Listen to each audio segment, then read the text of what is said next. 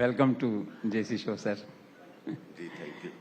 एक सरपंच के नाते आपने अपना राजनीतिक जीवन शुरू किया, तो क्या सोचा था कि इस मुकाम पे पहुंचेंगे, चीफ मिनिस्टर बनेंगे? जी नहीं, बिल्कुल नहीं सोचा था। मैं तो सरपंच बनूंगा ये भी नहीं सोचा था।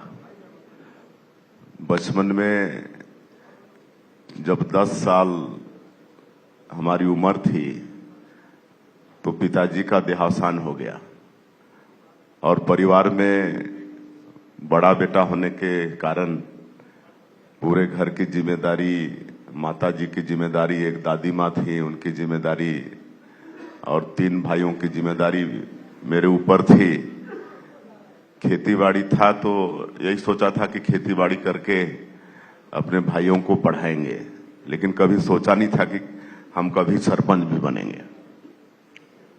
तो अब मुख्यमंत्री आप बन गए हैं, तो मुख्यमंत्री बनने का श्रेय किसे देते हैं?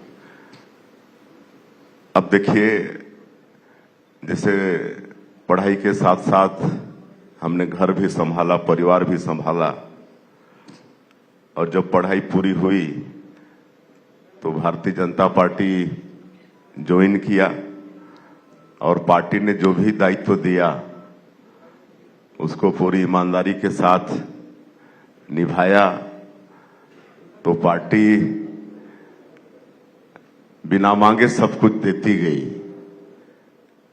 मैं सिर्फ 6 महीना निर्विरोध सरपंच था। उसी समय विधानसभा का चुनाव आ गया और भारतीय जनता पार्टी अविभाजित मध्य प्रदेश में जो तपकरा विधानसभा क्षेत्र था वहां से अपना प्रत्याशी बनाई। उस समय में मात्र 26 साल का था, मेरी शादी भी नहीं हुई थी। उस समय भारतीय जनता पार्टी ने टिकट दे दिया। और मैं एक चीज और आपको बताना चाहूंगा कि 1990 के विधानसभा चुनाव में अविभाजित मध्य प्रदेश में 320 विधानसभा सीट हुआ करता था, जिसमें हम जिस विधानसभा क्षेत्र से चुनाव लड़े तपकरा, वहां कांग्रेस को सिंबल अलॉट नहीं हुआ। कुछ टेक्निकल फॉल्ट के कारण कांग्रेस को सिंबल अलॉट नहीं हुआ। कांग्रेस के प्रत्याशी को निर्दलीय वहां के डीएम ने घोषित किया और साइकिल छाप मिला उनको। साइकिल छाप के ऊपर में पंजा छाप लगाकर चुनाव प्रचार किए। कांग्रेस की जमानत जब्त हुई। मात्र 4000 वोट कांग्रेस को मिला और पहली बार भारतीय जनता पार्टी तपकरा विधानसभा क्षेत्र को 15,000 से जीती। अभी जब चुनाव होने वाला था तो सब सर्वेज आ रहे थे, सभी कह रहे थे कि बघेल साहब जीत रहे हैं। अंतिम दौर में प्रधानमंत्री आए, उनके भाषण हुए, तो मुझे लगता है कि वो गेम चेंजर बने छत्तीसगढ़ के चुनाव में। क्या आपको भी ऐसा लगता है? देखिए, 15 साल भारतीय जनता पार्टी की सरकार रही डॉक्टर रमन सिंह के नेतृत्व में, तो 15 वर्षों में खूब काम हुआ छत्तीसगढ़ में। छत्तीसगढ़ का चहुमुखी विकास हुआ। लेकिन 2018 के विधानसभा चुनाव में कांग्रेस पार्टी की तरफ से एक बहुत लोक लुभावन जन घोषणा पत्र आया, जिसमें किसानों का धान का कीमत 2500 रुपया प्रति क्विंटल, बिजली बिल हाफ और तरह तरह के वादे किए गए थे। और छत्तीसगढ़ की जनता उनके लोक लुभावन जन घोषणा पत्र में आकर कांग्रेस पार्टी को बहुत बड़ा जनादेश दिया था। लेकिन अफसोस के साथ कहना पड़ता है कि कांग्रेस पार्टी 5 साल सरकार चलाई, लेकिन 36 में से एक भी वादा पूरा नहीं कर पाई, बल्कि 5 वर्षों में पूरे प्रदेश को भ्रष्टाचार में झोंक दिया। बिना पैसे का कोई काम होता नहीं था। मैं बताऊं कि गांव में थोती काटना होता है, गार्जियन की मौत हो जाने पर उसका नाम कटता है, उनके उत्तराधिकारियों का नाम जुड़ता है। और हम लोगों की जब सरकार थी 15 वर्षों में, तो ये अधिकार हमारी सरकार ने ग्राम पंचायत को दिया था। ग्राम पंचायत का सरपंच पटवारी को बुला के फोती कटवा देता था। लेकिन जब कांग्रेस पार्टी की सरकार आई तो सरपंच का अधिकार छीना गया, तहसीलदार को पावर मिल गया। तो तहसीलदार 17 बार तो पेशी रेंगवाता था, मतलब बुलाता था। और उसके बाद 5,000 से लेकर 50-50 हजार रुपये तक हम लोग के पास प्रमाण था। तो ये रिश्वतखोरी मतलब पिछले 5 साल के कांग्रेस पार्टी के सरकार में व्याप्त हो गया था। और हम प्रदेश अध्यक्ष के दायित्व में थे तो कई बार हम तो मुख्यमंत्री जी को चुनौती भी दिए कि आपने अगर 36 में एक भी वादा अगर 100% पूरा किया तो हमको बता दिए, हम राजनीति छोड़ देंगे। लेकिन कभी उन्होंने ये साहस नहीं दिखाया, क्योंकि एक भी वादा उन्होंने पूरा नहीं किया था।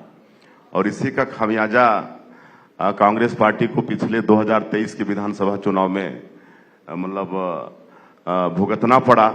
बहुत ओवर कॉन्फिडेंस में थे। 6 महीना पहले तक तो भारतीय जनता पार्टी को गिनते तक नहीं थे, इतना ओवर कॉन्फिडेंस में थे। लेकिन जो 5 वर्षों में उनका जो कर्म था उसका फल 2023 के विधानसभा चुनाव में उनको मिल गया। तो फिर मोदी है तो मुमकिन है? जी बिल्कुल, मोदी है तो मुमकिन है। एक तो देखिए, मोदी जी के साथ हमको 14 से 19 5 साल काम करने का अवसर मिला। हमको कल्पना भी नहीं थी। लेकिन जब हम रायगढ़ से सांसद चुन के गए और हम मोदी जी का शपथ ग्रहण देखने गए थे दिल्ली, हमको नहीं पता था कि हमको स्वयं को भी शपथ लेना पड़ेगा। लेकिन आदरणीय मोदी जी ने हम पर विश्वास किया, राज्यमंत्री का दायित्व दिया, 5 साल तक उनके साथ काम करने का अवसर मिला। तो हमने ये देखा कि मोदी जी जो भी योजना लागू करते हैं, जो भी योजना बनाते हैं, उसके पीछे पड़ते हैं। ऐसा नहीं कि योजना बना दिए, उसका फॉलोअप हो रहा है कि नहीं, जनता को उसका लाभ मिल रहा है कि नहीं, ऐसा नहीं। वो पीछे पड़ते हैं एकदम। योजना बनाते हैं तो उसका लाभ जनता को मिले, इस पर वो बहुत पीछे पड़ते हैं। तो पहली बार कब मुलाकात हुई नरेंद्र मोदी से? उनकी निगाह पे कब पड़ी सबसे पहले? नहीं, नरेंद्र मोदी जी तो हमारे छत्तीसगढ़ के संगठन के प्रभारी भी थे। जब छत्तीसगढ़ राज्य बना 1 नवंबर 2000 में और मध्य प्रदेश से छत्तीसगढ़ अलग हुआ, तो उस समय वो मध्य प्रदेश के संगठन के प्रभारी थे और इस नाते वो छत्तीसगढ़ के भी संगठन के प्रभारी थे। तो उसी समय हमारा उनसे परिचय हुआ और उसी समय से हमको वो पहचानने लगे थे। एक प्रधानमंत्री के रूप में और एक देश के लीडर के रूप में, ग्लोबल लीडर के रूप में आप मोदी को कैसे देखते हैं? देखिए, आज विश्व के सबसे सर्वाधिक नेता में से हमारे आदरणीय मोदी जी हैं और आत्मविश्वास से लबालब इतना कॉन्फिडेंस रहता है मोदी जी में और उनके व्यक्तित्व में कि देखते ही बनता है। और इतना मेहनत करते हैं। आज 24 घंटे में 18 घंटे काम करते हैं देश के लिए। तो दृढ़ संकल्प उनका रहता है। तो इसमें पूरा हम लोग को विश्वास होता है कि ये जो भी करेंगे उसमें सफल होंगे। तो क्या तीसरी बार सरकार बना रहे हैं दिल्ली में? जी बिल्कुल, इसमें कोई शक नहीं है। तीसरी बार बना रहे हैं और पिछले 2 बार में जो बहुमत मिला है उससे भी कहीं ज्यादा बहुमत प्राप्त करके सरकार बनेगी। पहले बार 282 सीट भारतीय जनता पार्टी को मिली थी, दूसरी बार 303 और इस बार 370 से ज्यादा। काहे कि आदरणीय मोदी जी ने जो जम्मू कश्मीर में धारा 370 था उसको हटाने का काम किया है। तो इस बार 2024 के लोकसभा चुनाव में 370 से ज्यादा सीट अकेले भारतीय जनता पार्टी जीतेगी और एनडीए 400 के पार जाएगा। और हम लोग का नारा भी है कि इस बार 400 पार। क्या आपको ऐसा लगता है कि इस देश के 142 करोड़ लोग, बीजेपी, आरएसएस, इनकी सबकी जो वर्षों पुरानी, दशकों पुरानी आकांक्षा थी, अपेक्षा थी, 370 हो, राम मंदिर हो, यूसीसी हो, CAA, तो क्या इन सबके लिए नियति ने, ईश्वर ने प्रधानमंत्री नरेंद्र मोदी को चुना है? हमको तो ऐसा ही लगता है। जो हम लोग का नारा था, जो राम मंदिर का सपना हम लोग देखे थे, जब राम मंदिर के लिए रामशिला पूजन शुरू हुआ था, उस समय हम राजनीति शुरू किए थे और रामशिला घर घर में ले जाके उसकी पूजा हुई थी। उस समय से शुरू किए थे और आडवाणी जी यात्रा भी निकाले और उस समय नारा लगाते थे कि सौगंध राम की खाते हैं, मंदिर वहीं बनाएंगे। और आज वो सपना हम लोग के सामने ही पूरा होते दिख रहा है। अमित शाह जब चुनाव प्रचार में आए थे तो उन्होंने कहा था जनता से कि आप इन्हें विधायक बना दीजिए, बड़ा आदमी हम बनाएंगे। तो क्या आपको उसी दिन लग गया था कि मुख्यमंत्री बनने वाला हूं? नहीं, हमको लगा तो नहीं था, लेकिन उन्होंने चुनाव कैंपेनिंग के दौरान कुनकुरी विधानसभा क्षेत्र में आए थे और मंच से बोले थे कि विष्णुदेव साय को आप लोग विधायक बना दो, हम इसको बड़ा आदमी बनाएंगे। तो हमको ये लगता नहीं था कि हम को मुख्यमंत्री बनाएंगे। और मैं आपको ये बता दूं कि हमारा सौभाग्य है कि हम 2 बार विधायक रहे, 4 बार लगातार रायगढ़ से सांसद रहे और सांसद में भी लगातार वहां की जनता ने अपना आशीर्वाद बढ़ा के दिया। पहला जब 1999 में सांसद बने तो मात्र 5800 से जीते थे। दूसरी बार जब सांसद बने तो सीधे 74,000 का लीडिंग आया और तीसरे बार थोड़ा कम हुआ, 54,000। और चौथी बार जब सांसद बने तो वहां की जनता ने, मतदाता ने 2,17,000 से जिताया। तीन बार भारतीय जनता पार्टी ने अध्यक्ष का दायित्व दिया और आदरणीय मोदी जी के पहले कार्यकाल में राज्यमंत्री का दायित्व मिला। तो कभी हमको पूछा नहीं गया, सलाह नहीं लिया गया कि आपको ये बना रहे हैं। बिना मांगे पार्टी ने हमको बहुत कुछ दिया, बिना मांगे। अमित शाह आपके साथ थे दिन में, बस्तर के क्लस्टर की मीटिंग ली उन्होंने, आपकी बड़ी तारीफ की।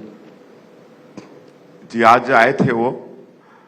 लोकसभा चुनाव की दृष्टि से हम लोग 11 लोकसभा क्षेत्र को क्लस्टर में बांटे हैं, 3 क्लस्टर में, एक बस्तर क्लस्टर, एक रायपुर और एक बिलासपुर। तो आज बस्तर क्लस्टर में उनका जो क्लस्टर प्रभारी हैं उनके साथ बैठक था और बस्तर क्लस्टर में बस्तर, कांकेर और महासमुंद, ये 3 लोकसभा क्षेत्र है, उनके प्रभारियों के साथ उनका बैठक था। और दूसरा आज जांजगीर में एक विजय शंखनाद रैली, जिसमें मतलब ऐतिहासिक रैली हुई, उसमें उनका मार्गदर्शन मिला। तो 11 सीटें जीतने का लोकसभा के फिर क्या मंत्र देके गए आपको? बिल्कुल वही है कि 100 दिन हम लोग को काम करना है और लाभार्थियों से संपर्क करना है। आज नरेंद्र मोदी जी 10 साल से प्रधानमंत्री हैं और गांव, गरीब, किसान, मजदूर सबके लिए वो काम कर रहे हैं और 4 बातों पर उनका ज्यादा फोकस रहता है। ज्ञान मतलब जी का मतलब गरीब, जो देश के गरीब लोग हैं उन पर उनका फोकस रहता है। वाई मतलब यूथ, जो युवा हैं देश के, उनके ऊपर फोकस रहता है। ए का मतलब है अन्नदाता, जो छत्तीसगढ़ के किसान हैं, ये धान का कटोरा भी कहलाता है, तो किसानों के ऊपर उनका फोकस है। और एन मतलब नारी, महिला, ये 4 चीज पर उनका फोकस रहता है और इसके लिए वो काम करते हैं। तो आपको लगता है कॉन्फिडेंट हैं, 11 सीटें जीत रहे हैं? जी बिल्कुल बिल्कुल। और जैसे मैं कह रहा था कि 10 वर्षों में खूब काम हुआ है गांव, गरीब, किसान, मजदूर के लिए। आज गांव का एक छोटा बच्चा भी, मतलब ये देश का प्रधानमंत्री कौन है पूछने से बोलते हैं कि नरेंद्र मोदी है।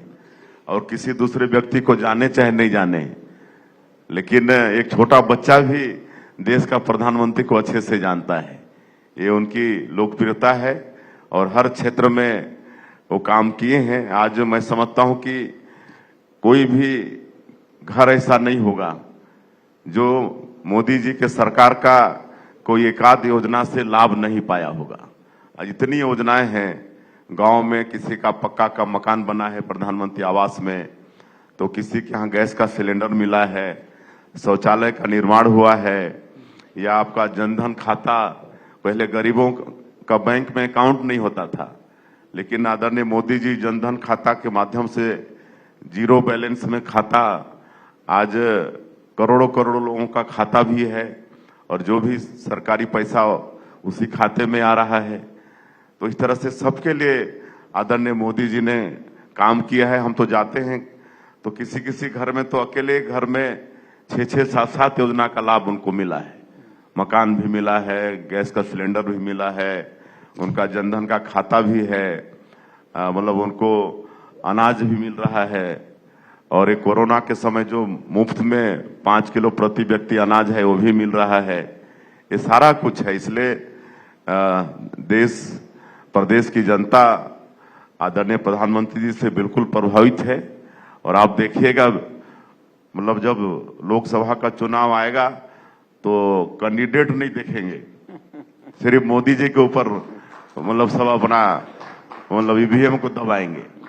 तो फिर यहाँ सचिन पायलट, राहुल गांधी, प्रियंका गांधी आएंगे, कोई फर्क पड़ेगा इससे? कोई फर्क नहीं पड़ेगा, बल्कि तो राहुल गांधी जहां जहां जाते हैं वहां पर कांग्रेस का बंटाधारी होता है। भारत जोड़ो यात्रा निकाले थे तो उसमें भी क्या हश्र हुआ कांग्रेस का, पूरा देश को मालूम है। और अभी ये न्याय यात्रा निकाले हैं, तो अभी तो ये मैं कहना चाहूंगा कि पहले तो जो कांग्रेस में लोग हैं उनके ऊपर वो न्याय करें। आज उनका पूरा कुनबा खाली हो रहा है, डूबती नैया है कांग्रेस, और सब लोग अपना ठिकाना देख देख कर भागने लगे। एक नया प्रयोग किया है प्रधानमंत्री ने, अमित शाह ने, कि फर्स्ट टाइम एमएलए को, एक कार्यकर्ता को मुख्यमंत्री बनाया राजस्थान में, भजन लाल शर्मा को। इसको आप कैसे देखते हैं? कार्यकर्ता का सम्मान है, क्या है? जी बिल्कुल, भारतीय जनता पार्टी में कार्यकर्ताओं का सम्मान है। इकलौती पार्टी है भारतीय जनता पार्टी जहां पर लोकतंत्र है, जहां पर एक मेरे जैसा गांव का छोटा एक किसान का बेटा भी अपने निष्ठा, ईमानदारी और परिश्रम के बदौलत आज मुख्यमंत्री तक पहुंच सकता है। आज आदिवासी समाज की एक महिला श्रीमती द्रौपदी मुर्मू सरकार का जो सर्वोच्च पद है, राष्ट्रपति का पद, वहां तक मतलब पहुंच सकती हैं। ये भारतीय जनता पार्टी में ही संभव है, दूसरी पार्टी में संभव नहीं है। और कार्यकर्ताओं का जितना सम्मान भारतीय जनता पार्टी में है उतना कोई दूसरी पार्टी में नहीं है। आपको सत्ता का मोह क्यों नहीं है? होम छोड़ दिया, फाइनेंस छोड़ दिया, ये कैसा रहेगा एक्सपेरिमेंट? नहीं, सत्ता का हमको तो किसी चीज का मोह नहीं है, खाली जनसेवा का मोह है। और बिना मांगे पार्टी सब कुछ दे रही है तो कभी महत्वाकांक्षा अपने ऊपर जगती नहीं है। मुख्यमंत्री बनते ही बहुत जल्दी आप एक्शन में आ गए हैं, केवल 2 महीने में। तो इस राज्य के लिए क्या प्राथमिकताएं तय की हैं आपने? देखिए, छत्तीसगढ़ बहुत संपन्न राज्य है। यहाँ वनोपज भरपूर है, खनिज संपदा भरपूर है, कोयला है, लौह अयस्क पूरा पहाड़ का पहाड़ पड़ा है, सोना है, डायमंड है, टीना है। यहाँ की धरती उर्वरा शक्ति से भरपूर है, यहाँ पर मेहनतकश किसान हैं। लेकिन हमेशा ये छत्तीसगढ़ उपेक्षित रहा। मध्य प्रदेश में भी जब कांग्रेस पार्टी की सरकार बनती थी तो छत्तीसगढ़ का बहुत बड़ा योगदान रहता था। यहाँ से बहुत विधायक कांग्रेस के चुन के जाते थे, लेकिन वो सरकार कभी छत्तीसगढ़ पर ध्यान नहीं दी। कांग्रेस बहुत पहले छत्तीसगढ़ राज्य बना सकती थी अगर छत्तीसगढ़ की उनको चिंता रहती, लेकिन ये काम हमारे नेता श्रद्धेय अटल बिहारी वाजपेयी जी को करना था, उनके शुभ कर कमलों से होना था। और 1 नवंबर 2000 में उन्होंने छत्तीसगढ़ राज्य का निर्माण किया, ताकि जो छत्तीसगढ़ में SC ST के जो लोग हैं उनका समुचित विकास हो। और जितना ST SC लोगों का चिंता भारतीय जनता पार्टी करती है उतना कांग्रेस पार्टी कभी नहीं की। कांग्रेस पार्टी एसटी एससी को सिर्फ एक वोट बैंक के रूप में इस्तेमाल की, लेकिन जब एसटी एससी के लोग पढ़ लिख के जागरूक हुए तो कांग्रेस की वास्तविकता को मतलब वो पहचाने, उनको समझ में आ गई।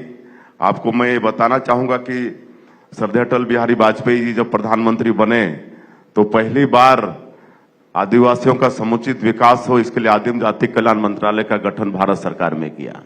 ये काम कांग्रेस भी कर सकती थी। अगर आदिवासी आज जो 10-12 करोड़ से ज्यादा आबादी इस देश में है, उनकी चिंता कांग्रेस को रहती तो पहले वो मंत्रालय बना सकती थी वो, लेकिन बनाई नहीं। लेकिन वास्तव में चिंता मतलब भारतीय जनता पार्टी ने की है और आदरणीय अटल बिहारी वाजपेयी जी नया राज्य बनाए हैं और उनका जो सपना था कि ये छत्तीसगढ़ डेवलप स्टेट बने, तो आज भारतीय जनता पार्टी की सरकार के रूप में हम लोग को अवसर मिला है, तो उनके सपनों को पूरा करने का काम हम लोग करेंगे। और हमारे आदरणीय प्रधानमंत्री जी का जो ध्येय वाक्य है, सबका साथ, सबका विकास, सबका विश्वास और सबका प्रयास, तो छत्तीसगढ़ के एक एक गांव तक आवागमन की सुविधा हो। हालांकि आज अटल जी को धन्यवाद भी देना चाहेंगे कि उन्होंने प्रधानमंत्री ग्राम सड़क योजना इस देश में शुरुआत की। कांग्रेस इसको भी कर सकती थी।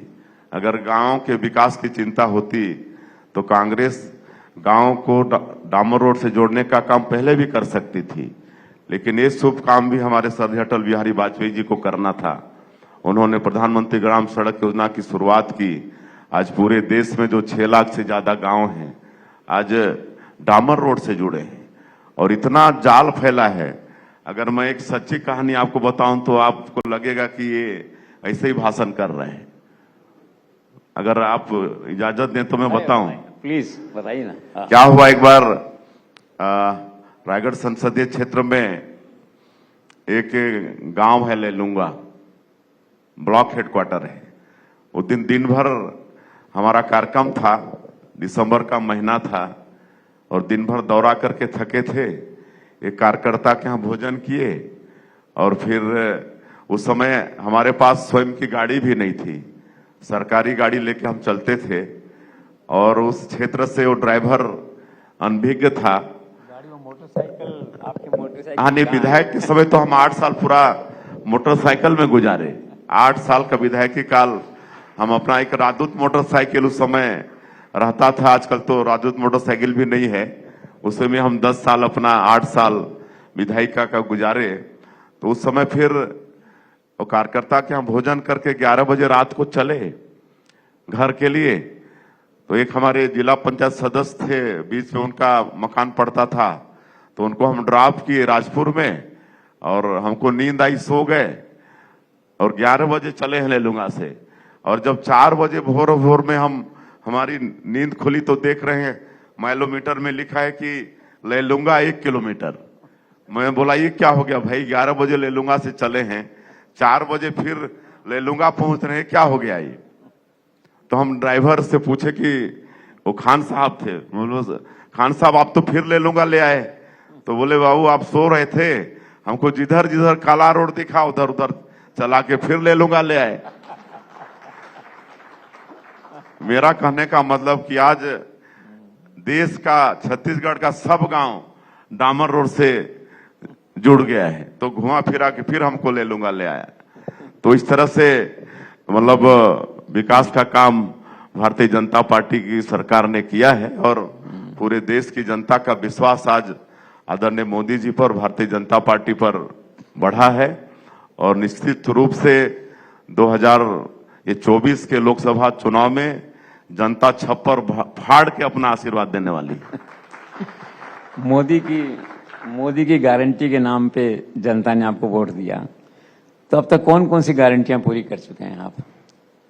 देखिए 2 महीने ही सरकार के हुए हैं और चुनाव कैंपेनिंग के दौरान आदरणीय मोदी जी भी छत्तीसगढ़ की जनता से वादा किए थे कि भारतीय जनता पार्टी की सरकार बनेगी और जो भी मुख्यमंत्री होगा वो पहला काम करेगा जो कांग्रेस के 5 साल के शासन के कार्यकाल में 18 लाख लोग, गरीब लोग जो अपना हक प्रधानमंत्री आवास से वंचित हो गए हैं, उसको सैंक्शन करने का काम मुख्यमंत्री करेगा।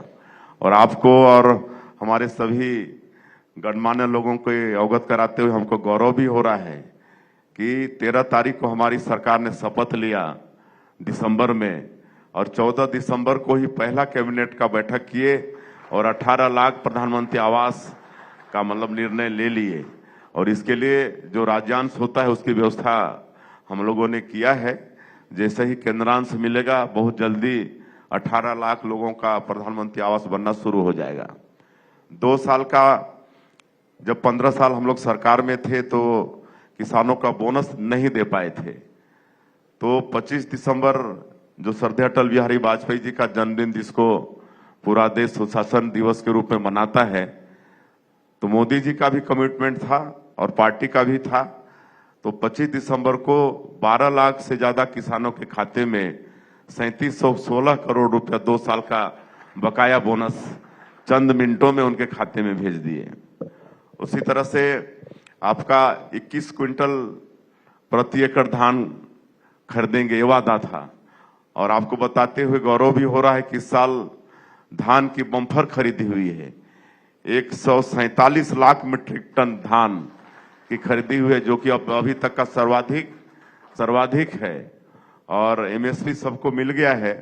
जो अंतर की राशि है 917 रुपया प्रति क्विंटल, उसको भी एक मुश्त हम लोग बहुत जल्दी देने वाले हैं। उसी तरह से जो विवाहित महिलाएं हैं उनके लिए मोदी की गारंटी में वादा था कि साल का 12,000 रुपया उनको प्रति महीना 1,000 के हिसाब से देंगे। तो महतारी बंधन योजना में ये राशि भी देने का हम लोगों ने कैबिनेट में निर्णय ले लिया है। और कल तक उसका लास्ट डेट था फॉर्म भरने का, परसों तक 20 तक, और 70 लाख से ज्यादा विवाहित महिलाएं फॉर्म भरी हैं। और अगले महीने से, मार्च से उनके खाते में पैसा जाना शुरू हो जाएगा। और भी मोदी की गारंटी में जो कुछ है, सरगुजा और बस्तर, इसको ज्यादा फोकस कर रहे हैं। वहां पर वनवासी रहते हैं तो तेंदू पत्ता होता है, जिसको हरा सोना बोलते हैं। पिछले सरकार में 4,000 रुपया प्रति मानक बोरा उसका कीमत था, उसको बढ़ाकर सीधे 5,500 रुपया प्रति मानक बोरा कर रहे हैं। और पिछली सरकार में मात्र 3 दिन खरीदी होती थी, हम लोग 15 दिन खरीदी करेंगे और 5,500 प्रति मानक बोरा के हिसाब से खरीदेंगे। उनके बच्चों को स्कॉलरशिप भी देंगे, जो तेंदू पत्ता संग्राहक होंगे उनके बच्चों को स्कॉलरशिप भी देंगे। चरण पादुका योजना भी फिर चालू करेंगे।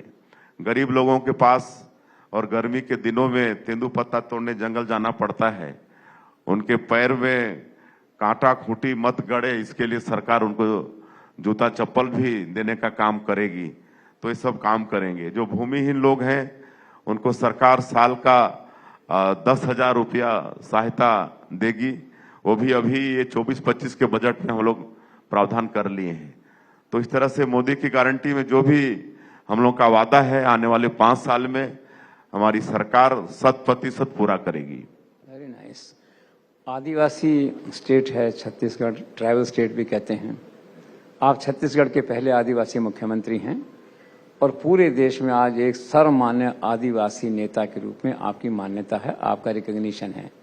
तो मौका मिला है तो आदिवासी समाज के उत्थान के लिए क्या है मन में? देखिए, एक तो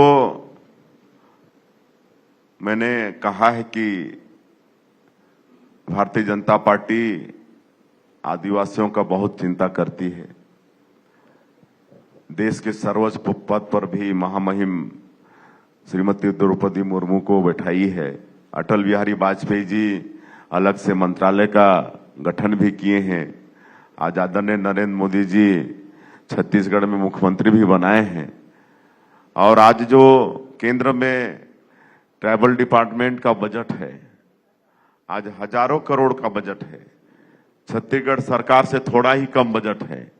तो आज पर्याप्त मात्रा में ट्राइबल क्षेत्र में सेंटर से भी पैसा मिल जाता है। और छत्तीसगढ़ में भी जब हम लोग 15 साल सरकार में थे तो 2 प्राधिकरण का गठन किए थे। कि सरकार की जो भी योजना है उसका लाभ तो मिलता ही है, लेकिन आदिवासियों को और भी कोई विकास करना है तो संसाधन की कमी नहीं हो, इसके लिए सरगुजा विकास प्राधिकरण और बस्तर विकास प्राधिकरण का गठन किए थे, जिसमें पर्याप्त बजट रहता था और उसके माध्यम से जो भी आवश्यकता होती थी आदिवासियों का उसका पूरा करते थे। एक पीवीटीजी होता है, विशेष पिछड़ी अनुसूचित जनजाति, जिसको राष्ट्रपति के दत्तक पुत्र भी कहे जाते हैं, और देश में सैकड़ों जाति है पीवीटीजी में, लेकिन हमारे छत्तीसगढ़ में 5 जाति है। 5 जाति में कोरवा, बिरहोर, अबुझमाड़िया, कमार और एक बैगा, ये 5 जाति पीवीटीजी में आते हैं, जो कि विशेष पिछड़ी अनुसूचित जनजाति है। मतलब आदिवासी तो हैं लेकिन वो और उससे भी पिछड़े हुए हैं, तो इनको राष्ट्रपति के दत्तक पुत्र भी कहे जाते हैं। और पिछले साल 2023 से 15 नवंबर 2023 से आदरणीय प्रधानमंत्री जी ने प्रधानमंत्री जनधन योजना का शुरुआत किया है, और प्रधानमंत्री जनधन योजना में ऐसे जो पीवीटीजी के लोग हैं उनके लिए अतिरिक्त बजट का प्रावधान है, और अभी 11 योजनाओं पर फोकस है और 9 मंत्रालय उसमें काम कर रहा है भारत सरकार का, और 11 योजनाओं पर फोकस है। इसमें यह है कि पीवीटीजी का जहां बसाहट है, जहां उनका गांव है, कस्बा है, वहां सबसे पहले रोड मिल जाए, हर परिवार का पक्का का मकान हो जाए, हर मकान में बिजली पहुंच जाए, नल के द्वारा वहां पानी पहुंच जाए, उनका आधार कार्ड बन जाए, उनका आयुष्मान कार्ड बन जाए। ये 11 योजनाओं पर फोकस है और बड़ी तेजी से इस पर विकास का काम हो रहा है। हिंदू आदिवासी, ईसाई आदिवासी, ये क्या है? देखिए, ये राष्ट्रवाद को कमजोर करने के लिए बहुत विधर्मी लोग लगे हैं, और जो वनवासी हैं, जो आदिवासी हैं, आज आप चले जाइए, बिना राम के किसी का नामे नहीं होगा। कोई सोमवार को पैदा होता है तो सोमारू राम, मंगल को पैदा होता है तो मंगलू राम, मतलब राम तो होगा ही। और जो राम भगवान के एकदम नजदीक रहे त्रेता युग से मतलब भगवान राम के नजदीक रहे, सबरी माता। सौभाग्य है छत्तीसगढ़ का कि छत्तीसगढ़ माता कौशल्या की धरती है। 14 वर्षों के वनवास काल में सबसे ज्यादा समय भगवान राम ने छत्तीसगढ़ में काटा है, और यहाँ पर सबरी माता के जूठे बेर भी खाए हैं। लेकिन आज वही आदिवासियों को राष्ट्रवाद को कमजोर करने के लिए ये भरमाया जाता है कि आदिवासी हिंदू नहीं, ये भरमाया जाता है, लेकिन ये ज्यादा उनका ये चलने वाला नहीं है। आदिवासियों को वास्तविकता पता चल रहा है। कई जगह बोलते हैं कि आदिवासी रावण के वंशज हैं, तो हम कहते हैं कि भाई रावण के वंशज भी आप बोलते हो, तो रावण तो बहुत बड़े शिव भक्त थे। अगर रावण के भी वंशज हैं आदिवासी, तब भी तो वो हिंदू हैं। तो उनके पास कोई तर्क नहीं है। मतलब सिर्फ एक तरह से हम कहना चाहेंगे कि मोदी जी को और भारतीय जनता पार्टी को राष्ट्रवाद को कमजोर करने के लिए आदिवासियों को दूर करना चाहते हैं, इसलिए भ्रम पैदा करना चाहते हैं, लेकिन ये भ्रम मतलब अब उनका चलने वाला नहीं है। तो ये धर्मांतरण कानून जो है, एंटी कन्वर्जन लॉ, ये कब ला रहे हैं? धर्मांतरण कानून तो वैसे है, लेकिन उसको और स्ट्रॉन्ग करने की आवश्यकता है। और अभी हमारे विधानसभा में हमारे जो धर्मस्व मंत्री हैं बृजमोहन अग्रवाल जी, वो बोल भी चुके हैं, और कड़ा कानून हम लोग लाएंगे धर्मांतरण के लिए। देखिए, हमारा ये देश धर्मनिरपेक्ष देश है। अपनी इच्छा से कोई भी धर्म माने, उसमें कोई दिक्कत नहीं है, लेकिन आप किसी की अशिक्षा, किसी की गरीबी, इसका फायदा करके आप गलतफहमी पैदा करके अगर धर्मांतरण करते हैं, तो इसका तो हम लोग सख्त विरोध करेंगे। कोई स्वेच्छा से चला जाए उस पर कोई दिक्कत नहीं है, लेकिन आप गलतफहमी में डाल के किसी का धर्मांतरण करेंगे तो ये बर्दाश्त नहीं होगा। काहे कि ये धर्मांतरण सिर्फ धर्मांतरण ही नहीं है, ये लोग बाद में राष्ट्रांतरण की बात करते हैं, ये दुख की बात है। सही है। आदिवासी क्षेत्रों में लॉ एंड ऑर्डर एक इशू रहा है काफी समय से, फिर घटनाएं होने लगी हैं, तो लॉ एंड ऑर्डर के लिए आदिवासी इलाकों में बस्तर वगैरह में क्या कर रहे हैं, कोई खास? देखिए, कानून व्यवस्था पर भी हम लोग ध्यान दिए हैं, और आज हमारा बस्तर की आपने बात कही है, बस्तर हमारा संवेदनशील क्षेत्र है, लेकिन आपके साथ आपके पूरे भारत 20 परिवार और जो गणमान्य यहाँ पर महानुभाव हैं, सबको बताते हुए हमको हर्ष हो रहा है कि जब से हमारी सरकार आई है हम लोगों की लड़ाई तेज हुई है। सभी लोगों को अवगत है कि लगातार मुठभेड़ भी हो रहा है और नए नए सुरक्षा कैंप डाल रहे हैं। पिछले 2 महीनों के अंतराल में कुल 14 नए सुरक्षा कैंप डाले हैं, और सुरक्षा कैंप डालने का मतलब सुरक्षा कैंप के 5 किलोमीटर रेडियस में जो भी गांव आते हैं उस गांव के लोगों तक सरकार की जो भी योजनाएं हैं उन योजनाओं को 100% पहुंचाना, ये मतलब सुरक्षा कैंप डालने का मतलब है। और हम लोग अभी एक नियत नेलानार योजना, गोंडी भाषा में है नियत नेलानार योजना, अभी हम लोग ये 16 फरवरी को लॉन्च किए हैं, और नियत नेलानार योजना का हिंदी में है आपका अच्छा गांव। और ऐसे संवेदनशील क्षेत्र के सब गांव अच्छा बने, सबके यहाँ रोड पहुंचे, बिजली पहुंचे, पानी पहुंचे, राशन पहुंचे, वहां पर गैस का सिलेंडर पहुंचे, ये सब काम मतलब इस नियत नेलानार योजना में है। और आज ही हमको गृह मंत्री जी जो हमारे हैं विजय शर्मा जी, बड़े वो युवा और ऊर्जावान हैं, अभी वहाँ सुरक्षा कैंप जहाँ टेकुलगुड़ेम में नक्सली मुठभेड़ हुआ था, जहाँ 3 हमारे जवान शहीद हुए थे, उसके पास के सुरक्षा कैंप में सिलगेर में जाके आए हैं, लोगों से मिल के आए हैं। और आज वो वीडियो हमको दिखा रहे थे कि जब से नियत नेलानार योजना का लॉन्च किए हैं वहां पर तेजी से काम शुरू हो गया है, बिजली पहुंचाने का काम, सब काम वहां पर शुरू हो गया है। और बहुत जल्दी ऐसे क्षेत्र के लोगों को हम लोग विकास की मुख्य धारा से जोड़ेंगे। वो लोग चाहते हैं विकास की मुख्य धारा से वो लोग जुड़ें, उनको भी सरकार की योजनाओं का लाभ मिले, वहां की जनता चाहती है, और वो हम लोग पूरा करके दिखाएंगे। आपने विजन डॉक्यूमेंट की बात की है, तो प्रधानमंत्री की तर्ज पे आपका 2047 का विजन डॉक्यूमेंट आप बना रहे हैं कोई?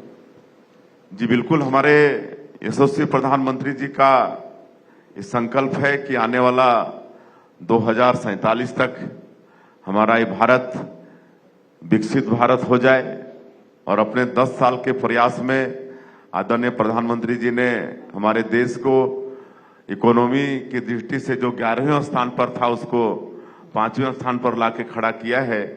और 2047 तक जो 3 टॉप के जो इकोनॉमिक क्षेत्र में होंगे उसमें अपने देश को लाने का उन्होंने संकल्प लिया है, और वो निश्चित रूप से हमारा विश्वास है इसमें पूरा होंगे। लेकिन उसके लिए हमको भी विकसित छत्तीसगढ़ बनाना पड़ेगा, और इसके लिए छत्तीसगढ़ के सब लोगों को अपना मतलब उसमें कंट्रीब्यूशन देना ही पड़ेगा, सबको सहयोग करना पड़ेगा, और इस दिशा में भी हम लोग काम करेंगे। अभी 24 तारीख को ही एक कार्यक्रम रखे हैं, विकसित भारत विकसित छत्तीसगढ़, और जो 90 विधानसभा क्षेत्र हैं छत्तीसगढ़ के अंदर में सभी जगह 5000 से ऊपर लोग एक साथ प्रधानमंत्री जी को सुनेंगे, और प्रधानमंत्री जी दिल्ली से सभी को संबोधित करेंगे कि मतलब विकसित भारत और विकसित छत्तीसगढ़ बनाने के लिए हम लोग को क्या क्या करना पड़ेगा, और उस दिशा में छत्तीसगढ़ भी हमारा काम करेगा। आपने एक और महत्वाकांक्षी टारगेट तय किया जीडीपी का, कि 5 साल में जीडीपी को मैं 10 लाख करोड़ तक लेके जाऊंगा, है कॉन्फिडेंट है आप होगा? बिल्कुल कॉन्फिडेंट है, मतलब आने वाले 5 साल में यहाँ का जो जीडीपी को हम लोग पहुंचाएंगे 10 लाख करोड़ तक, और ये संभव है छत्तीसगढ़ में।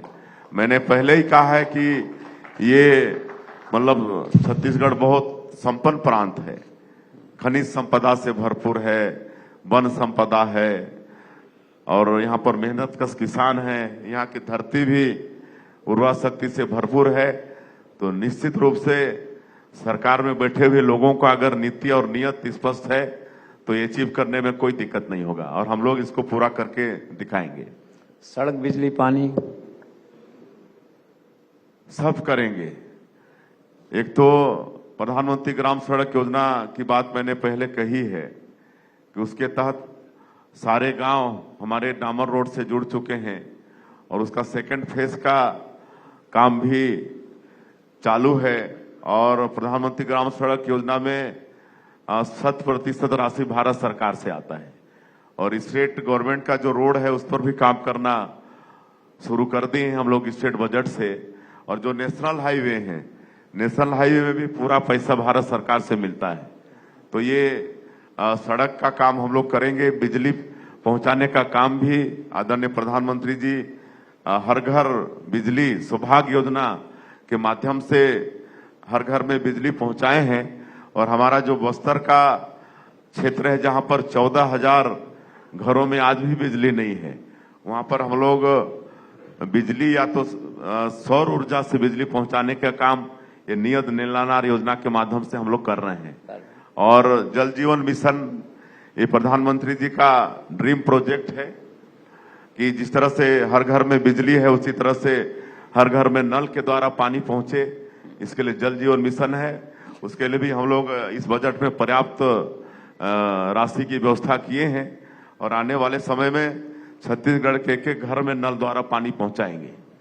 एजुकेशन और अनएम्प्लॉयमेंट कुछ कर रहे हैं इसके लिए? देखिए, एजुकेशन का भी पिछले 15 साल में एजुकेशन के क्षेत्र में भी आदरणीय डॉक्टर रमन सिंह मुख्यमंत्री के रूप में बहुत काम किए हैं। आज जब हमारा छत्तीसगढ़ राज्य बना तो एक मेडिकल कॉलेज यहाँ पर होता था, आज 10 मेडिकल कॉलेज हैं। आज यहाँ पर IIT आ गया, IIM आ गया, नीट आ गया, मतलब शिक्षण की जितनी संस्थाएं हैं सब छत्तीसगढ़ में हमारी जो 15 साल की सरकार थी उसमें आ गया। अभी एक PM श्री योजना का लॉन्च अभी 2 दिन पहले हमारे देश के शिक्षा मंत्री आदरणीय धर्मेंद्र प्रधान जी यहाँ से करके गए हैं। PM श्री योजना का मतलब कि स्कूलों में गुणवत्ता बढ़े, और हर 211 स्कूल उसमें अभी चयनित हुए हैं, 211 स्कूल, और हर स्कूल को भारत सरकार 2-2 करोड़ रुपया देगी ताकि वहां भवन अच्छा बने और हर कुछ वहां पर अच्छा हो, बिजली हो, पानी हो। ये PM श्री योजना। और अभी हमारे बस्तर यूनिवर्सिटी को 100 करोड़ रुपया भारत सरकार दे रहा है, हमारे बिलासपुर के एक यूनिवर्सिटी को 20 करोड़ दे रहा है। तो इस तरह से शिक्षा के क्षेत्र में भी हम लोग काफी यहाँ पर काम करेंगे। आपने कहा कि भगवान राम का ननिहाल है छत्तीसगढ़, तो इसे विकसित करने की दिशा में क्या कर रहे हैं? हाँ, भगवान राम का ननिहाल है, माता कौशल्या की धरती है। तो जो भी राम वन गमन पथ है उस पर कॉरिडोर का निर्माण करेंगे जहां जहां भी वो गए हैं, और उसके लिए भी बजट प्रावधान हम लोग किए हैं। और जो 5 शक्तिपीठ है उसको भी 5 शक्तिपीठ को जोड़ने का बजट का प्रावधान हम लोगों ने किया है। और मोदी की गारंटी में एक रामलला दर्शन योजना है।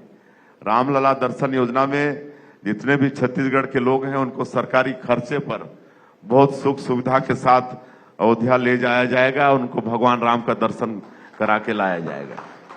डॉक्टर रमन सिंह से कैसे संबंध है? बहुत अच्छे संबंध हैं, वो हमारे अग्रज हैं, बड़े भाई जैसा हैं। हम लोग उनके साथ बहुत काम किए हैं, विधायक के रूप में भी, सेंट्रल में भी वो मिनिस्टर थे तब भी हम सांसद थे, और 15 साल मुख्यमंत्री भी रहे तब हम सांसद थे। तो बराबर उनका सहयोग आशीर्वाद हमको मिला है। आमतौर पे राज्यों में जो प्रभारी हैं, मुख्यमंत्री हैं, तो जरा पोल से पार्ट रहता है। आपके यहाँ तो बड़ी दोस्ती है ओम माथुर, आप तो कैसे निभाते हैं जी? आमतौर पे राज्यों में जो प्रभारी होता है, जैसे ओम माथुर हैं, मुख्यमंत्री है, जी तो बनती नहीं है, यहाँ बहुत अच्छी बनती है। तो इसका क्रेडिट किसे देना चाहिए? हमारा तो सबसे बनती है।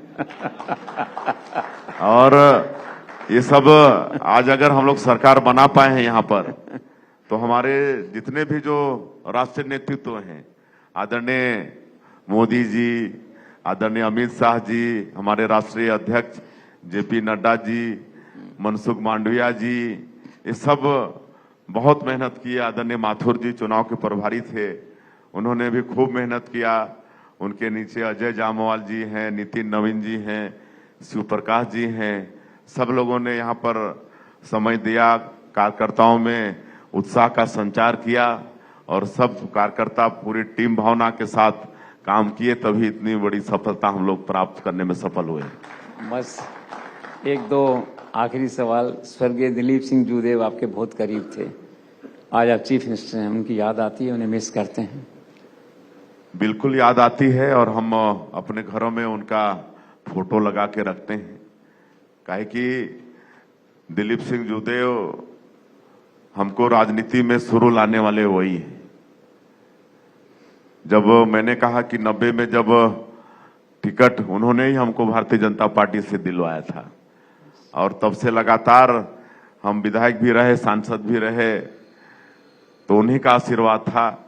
और ऐसे व्यक्ति जिनके साथ 25 साल हमको काम करने का अवसर मिला, और उनमें भी महत्वाकांक्षा बिल्कुल नहीं थी, उनमें घमंड नहीं था, अहम बिल्कुल नहीं थी, और बहुत बड़े वो मास लीडर थे।